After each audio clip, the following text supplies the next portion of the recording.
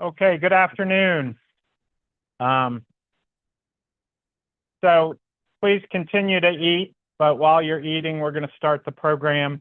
Just to let you know, this lunch is being live streamed. It's audio only, so no video. So when we get to the question and answer part, there are folks with microphones, so please ask your question into the microphone, and at the beginning of your question, please identify yourself. So without further ado, I'm going to introduce Jamal Walton, class of '07, and he's going to introduce our new football coach.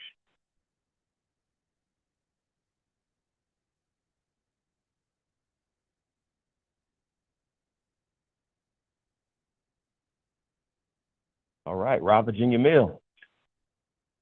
Well, again, we had an opportunity today in the earlier session to talk about Coach Ingram. But again, we're excited to have him here on post. He's been hitting the ground running. I think he just told me he had about 46 or so recruits that's been on post. But without any further ado, I'm going to allow him to come up here and talk with you all. On January the 5th, we actually had his official press conference right on this side of the Clee. So I guess I get to introduce him a second time in the same space, our head football coach, Coach Ashley Ingram.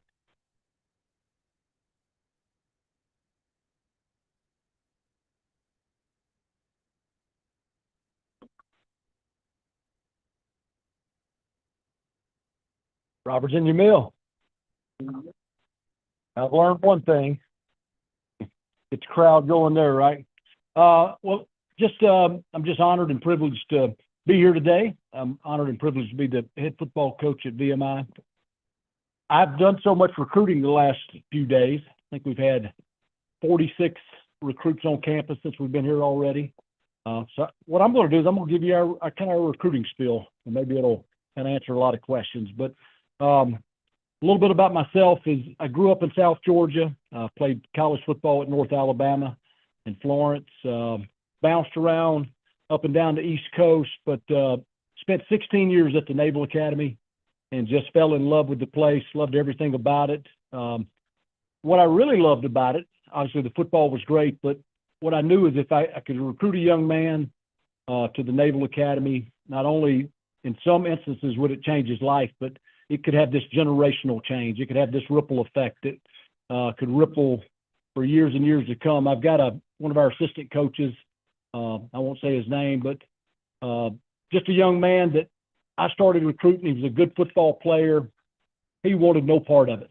He wanted no part of the Naval Academy, and I just kept on and I kept on and I kept on. Grew up in a single parent home, grew up in housing projects. Basically, when I just kept on and on and on, and he finally told me, I don't want to do this. That's kind of how he committed to me. He goes, but I know that I have to do it.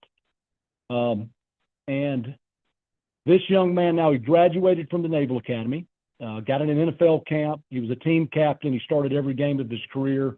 He now has 4 master's degrees. He just got an MBA from Vanderbilt. He's a Pat Tillman Scholar Award winner. He's traveled the world, and he decided he wanted to coach football at VMI for about $60,000 a year. So, but I guess my point there is like what an impact it had on his life. And I understand that if we get out and we recruit kids here at VMI, that this place will have the same impact on the young men we recruit. So that's what intrigues me. That's kind of what motivates us every day. I'll go through this, and I kind of go through this with the team. And this is kind of our vision for 2026 and our vision for our football program. Very simple. Our program mission, our why, is we want to graduate and develop men of honor and character. And every single thing we do is going to be all arrows pointing in that direction. And I believe that the things that happen in the barracks, the things that happen in the classrooms here, that happen on that parade field, not only will it have an impact on their life, but if we lean into that, it can have an impact in our football program. I really don't think there's any other way, actually. If we think we're going to be a finesse team, if we think we're going to out-recruit people and win, it just probably isn't going to happen. But can we be the toughest team in the country? And can we be the most disciplined team in the country? Can we not beat ourselves? And kind of lean into all those things they're going to learn in the barracks. I think that's the path forward. Our goals, we do have goals. That's kind of our why. Our goals is, well, the first thing we're trying to do, and we're kind of heading down this path now, is we want to create a winning mindset and a winning culture. The first thing I did, I think when I got on campus, when I walked in to the football building there, is I came in through the locker room.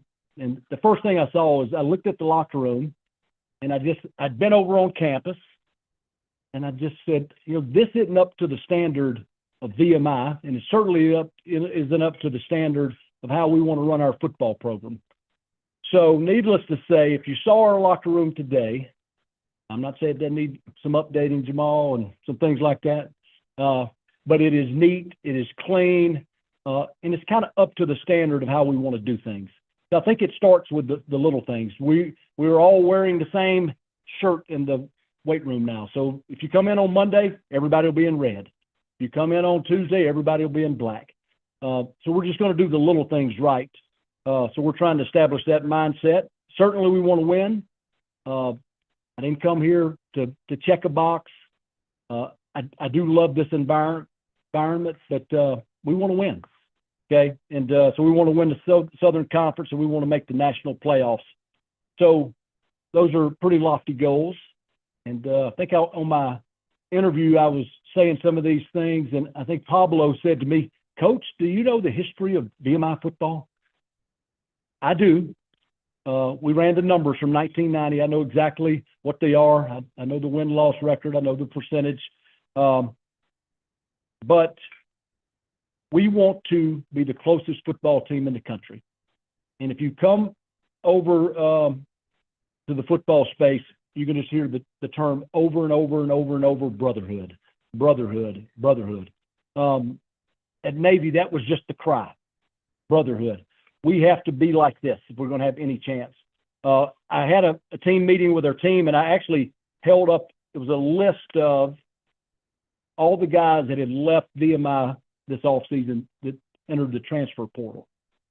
And I said, if you looked at this list right here, and I compared it to my time at Navy, in 5 years, we wouldn't have this many people leave the Naval Academy to go into the transfer portal. We wouldn't.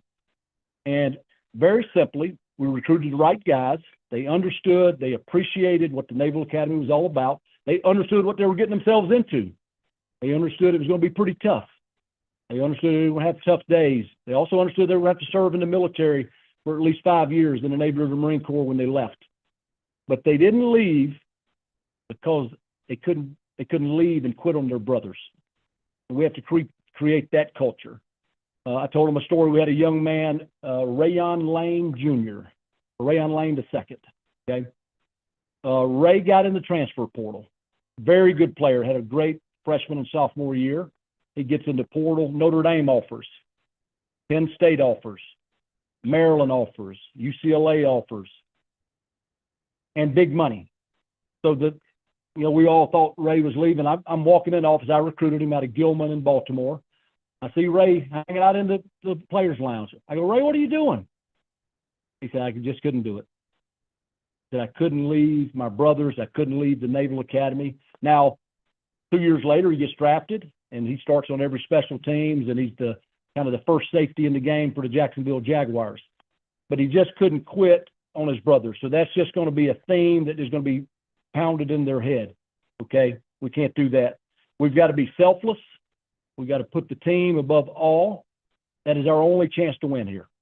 Okay? Now, that doesn't mean if we have great players, we're not going to get the best players the ball. This isn't, I don't know, we're not spreading the wealth around. This isn't socialism. We're trying to win.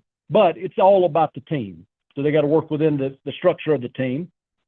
We have one team rule. Our team rule is to do right.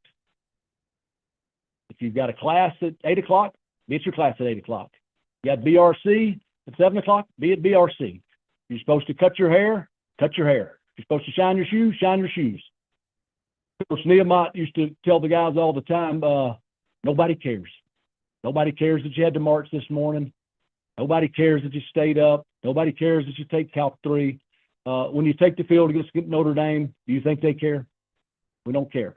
So maybe we're empathetic. Maybe we do care a little bit, but we're not going to make excuses for them. We're going to ask that they do right. We're going to ask that they be disciplined. And in football, how do you measure that? So there are ways to measure that. So at Navy, we just didn't beat ourselves.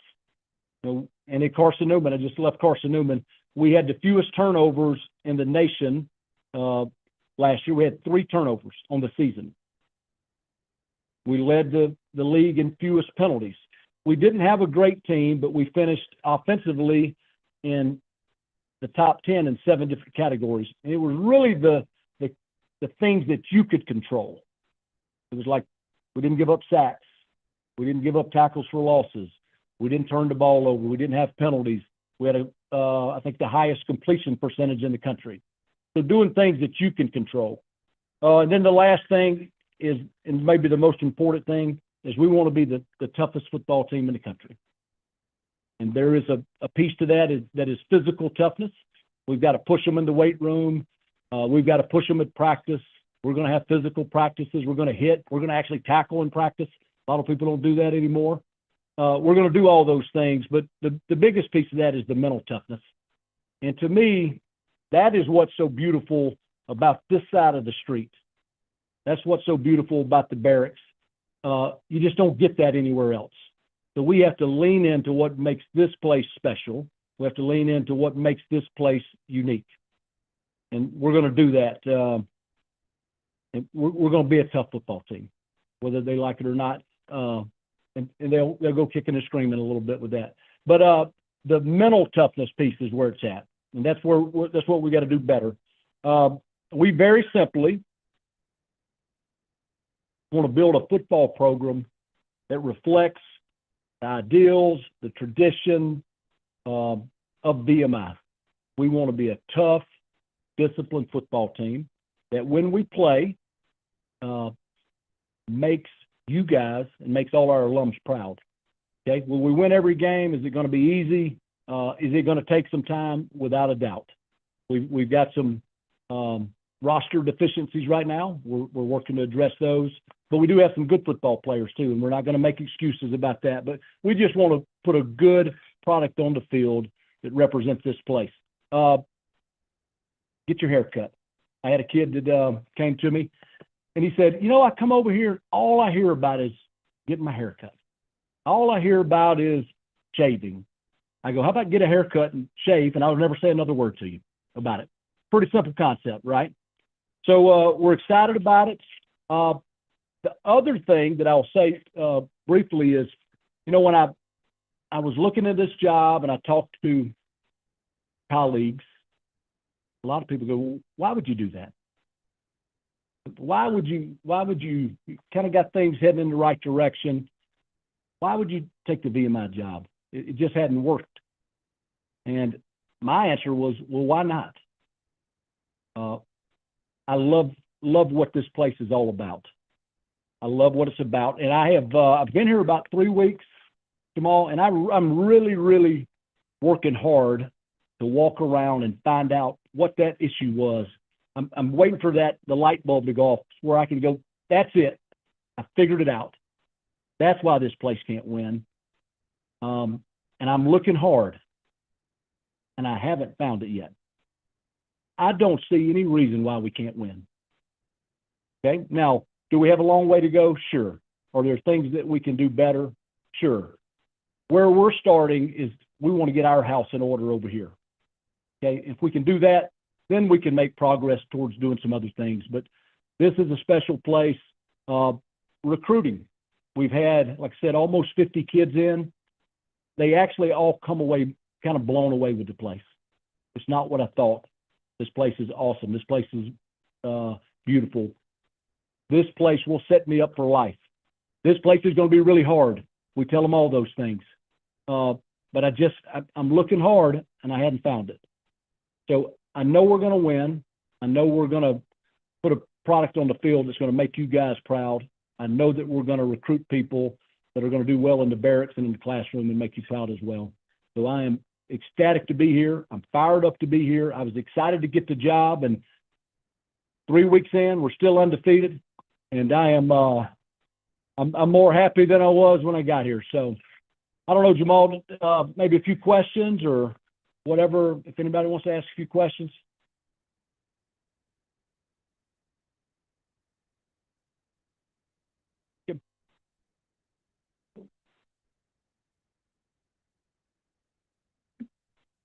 Coach, interview with BMI Keto Club. On behalf of the Keto Club, we're excited to have you here at BMI.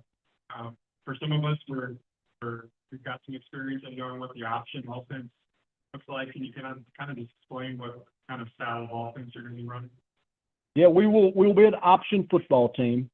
A lot of people and a lot of the recruits have asked me, so we're a triple option team. We're an option team.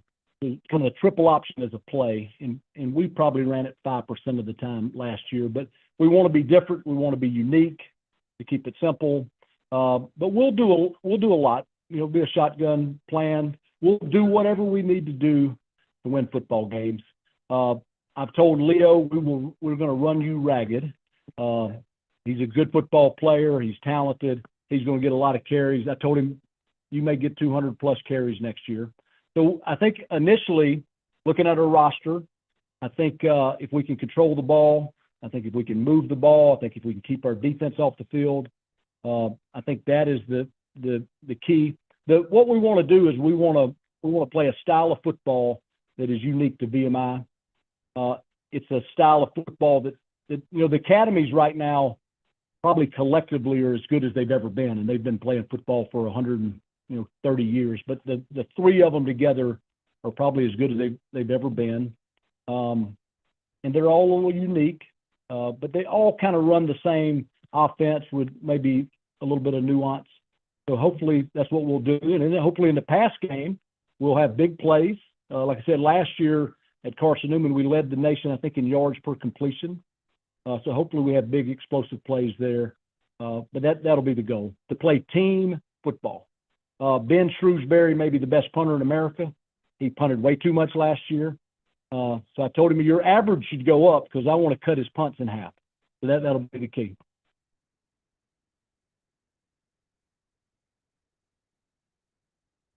Coach. Hey, God. What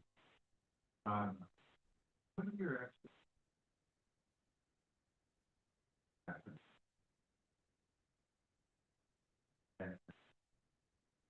Right.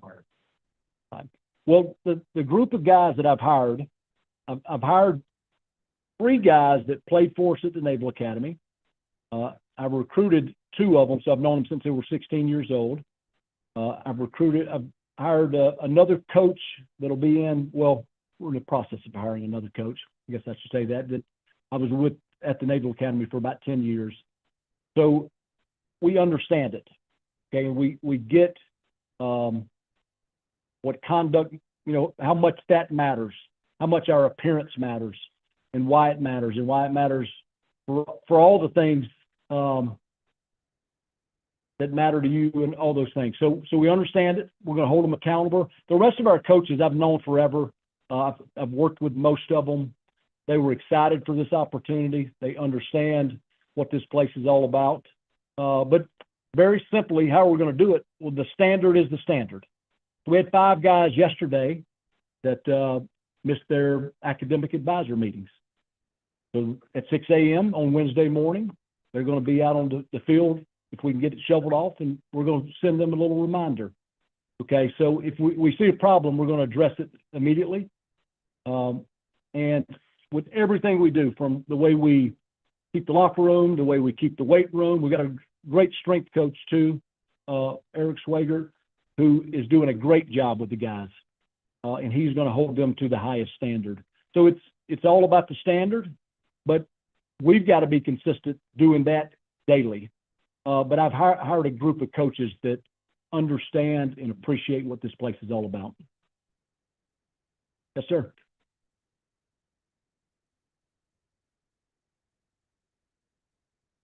Yeah, Jeremy, Coach, what can we do for you? How do we make you and simulation? Well, you know, I knew this question would come. And honestly, the honest answer is we've kind of got to get our house in order first. And we're working towards that. I know that we've spoken. I know you were on the interview. I know your passion for this place. I know you want BMI football to do well. And I know you'll be there when we need you. So just your support right now is probably what we need, but we're certainly going to need some things. There's going to be some short-term needs, compete to win. We'll address some of those items. And then there's going to be a bigger picture of kind of a strategic plan of what we want to do going forward. But thank you. Yep.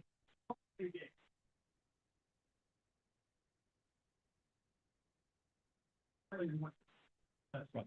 On the field, please,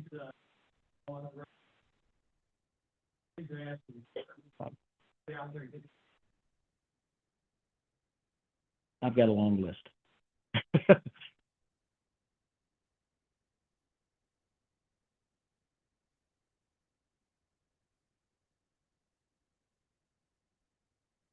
Coach, you met earlier, Jim Justra, I'm on the board of former football.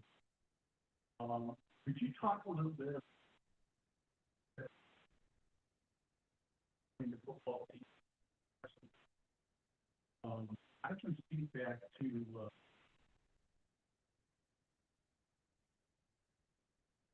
our first captain and captains of football team together, and it was a very, when we talk about whole damn team, that's the whole school, and that's the alum. And over the years, we've seen division there. It isn't just the team, the first guys and the alum. No, I agree. I love the term "whole damn team." It's going to take all of us. It's going to take me and our staff. It's going to take our players. It's going to take Jamal and the athletic department. It's going to take all of you. It's going to take the core. It's going to take our great alums out there. The relationship at Navy was, at times choppy between the football team and the brigade there. It's the players. They've got to do a better job. They've got to bridge the gap. I think we've got quite a few guys now that are in rank and leadership positions. I think that's important. I think it's important that they are visible in the halls, or halls, what they'd say at Navy, in the barracks. They need to be there instead of trying to go hide. So I made a rule the other day that we clear out of the locker room at a certain time and you get back over to the barracks. I think the other thing that's going to help is we got to have some success. We need to win. And we need our guys to be model cadets. And I think that goes back. I think part of that is the recruiting piece. We've got to recruit kids that fit. We've got to recruit kids that can come here and excel. And sometimes when you're not doing well, you think there's a target on you. You think people are coming after you. But, typically you've kind of created that situation yourself. So I think in the recruiting piece. But it's going to take all of us. I've been over. Commandant was gracious enough to have me over in the barracks. I've told him I want to do some room inspections with him. Our team's going to go over. So I think we've got to, as a program, as a football staff, I think we've got to integrate ourselves over there as much as we can. We did a thing at Navy where coaches went to class with their players. We did that a few times. So I think everyone needs to see, and I think our players need to see, that we believe all of this matters, not just what happens in football, but what happens, in the barracks and over on this side. So I think as a program, we've got to bridge the gap as much as anything.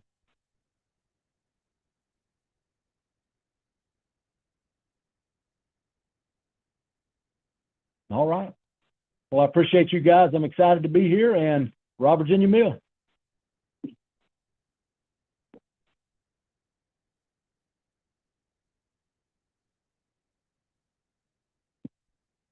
Okay, this concludes the lunch program. Committee meetings start at 1:30 back in the library, either the Terman room or 701. So, thank you.